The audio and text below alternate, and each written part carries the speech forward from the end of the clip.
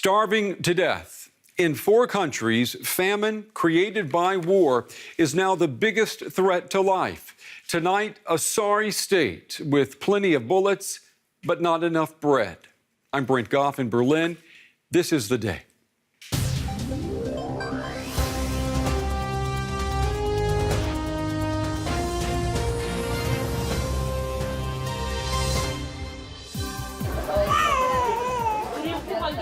The situation is catastrophic.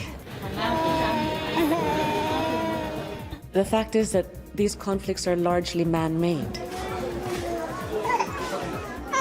We estimate nearly 1.4 million children in Nigeria, Somalia, Yemen, and South Sudan, where famine was just declared, to be severely malnourished and at imminent risk of death.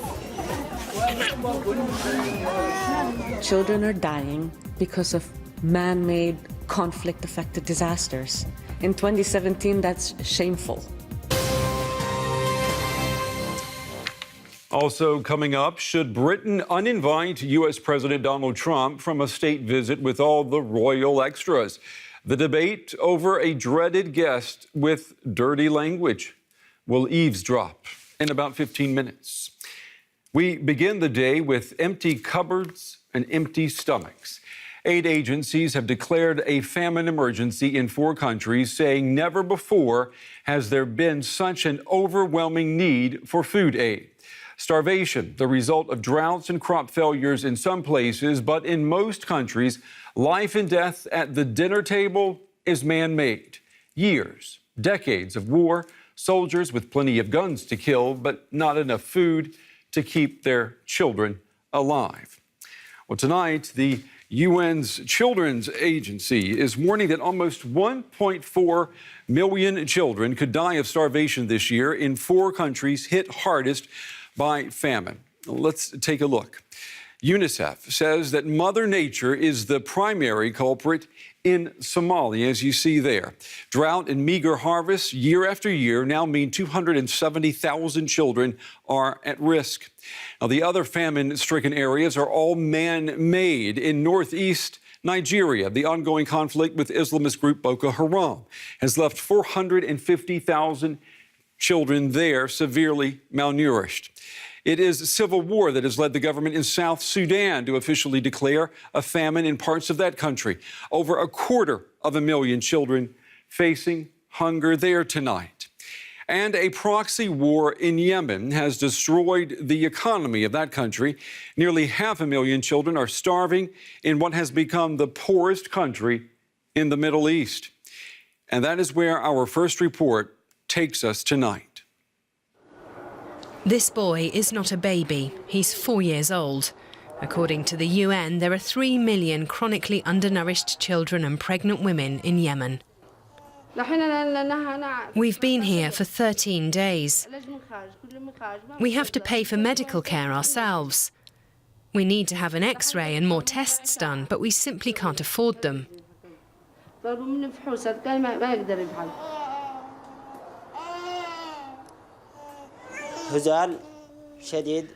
This boy is dreadfully weak.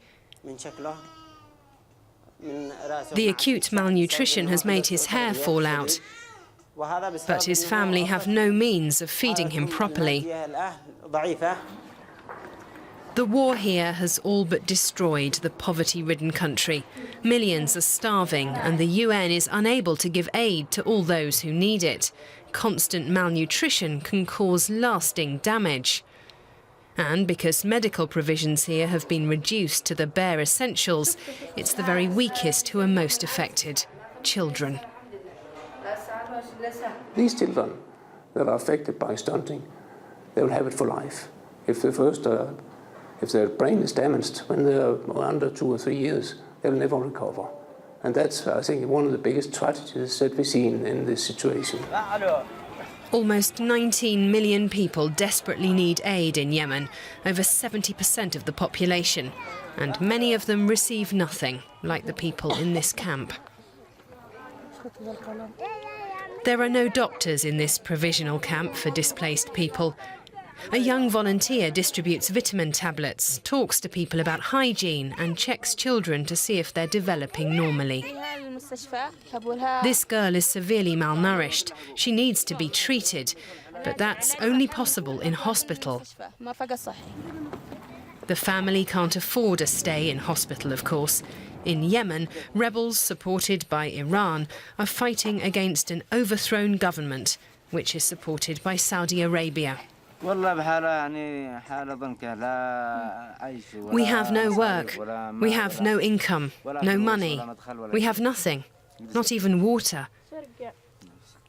We're at God's mercy. Since the war started in March 2015, there have only been losers in Yemen, many of them children. Terrible pictures there. I'm joined now by Najwa Mekki. She is with UNICEF. She joins us from New York tonight. Najwa, it's good to have you on the day. You know, when we see those pictures, we know that a famine doesn't happen overnight. What has occurred in these four countries that has led to this famine emergency being declared? It's actually a combination of different things. If you look at a country like Yemen, it's a country that's, like you said, one of the poorest in the region. It's also a country with very high rates of stunting, which means chronic malnutrition. And it's a country which is going through a conflict right now. And all of the countries have, the four countries that we're talking about have similar, not the same circumstances, but very similar conditions. They're all coming out or going through conflict, and you have the added the drought that Somalia is suffering from, for example. So it's a combination of factors, and I think the frustration is that this can be prevented. It's not like we don't know what to do, and it's not like this is inevitable. If we humanitarian agencies have the capacity and the access that we need to get to the populations that are suffering and that need assistance, that this famine and can be averted. But, of course, exactly doing that, being able to get to the people who need your help, it has become almost impossible in places where war rules the day. I mean, if we look at Nigeria, Yemen, and South Sudan, your group have said that the causes of this famine are man-made. So how do you fight war when you're trying to feed people? And that's one of the challenges we face, because if we're not able to go to the areas where children are suffering the most, and the areas which are going through famine, or which are at threat of famine in places like South Sudan or Yemen or Nigeria, are areas which are very difficult to access for humanitarians. And when I say access, I don't mean just going in and out once in a while with some supplies. It's unconditional, and it's unimpeded, and it's sustainable access. We have to be able to go in as frequently as needed with the supplies that are needed.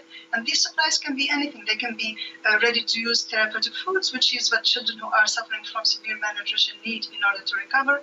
They could be water tablets, so that these children can drink safe water, because if you're malnourished and you can't even drink safe water, then your risk of death increases. So it's about getting access to these populations on a regular basis and on a sustainable basis. And, of course, for you to gain access to these places sometimes requires security guarantees from the powers in those areas. I mean, that makes your job, UNICEF, sometimes a very dangerous job, doesn't it? Just trying to feed people. It is, and my colleagues and a lot of colleagues working for humanitarian organizations are doing a fantastic job, putting their lives very often on the lines to be able to assist. And but it's a mission that we're committed to. And of course, it's the children who suffer at the end, like your report made it very clear. So it's important that there is the political will on parties to the conflict to let us provide this assistance. It's also important that countries and powers who have influence over the warring parties use that influence for the benefit of children.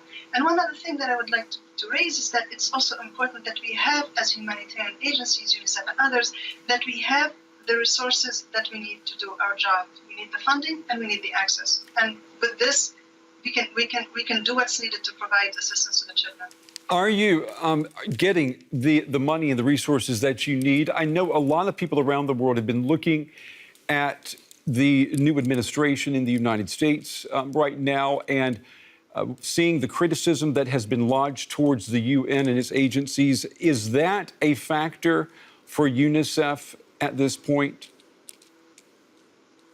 Funding has been a challenge, and it's been a challenge for a few years for a lot of these emergencies, and it continues to be a challenge at the moment as well from different member states and from different donors that we work with.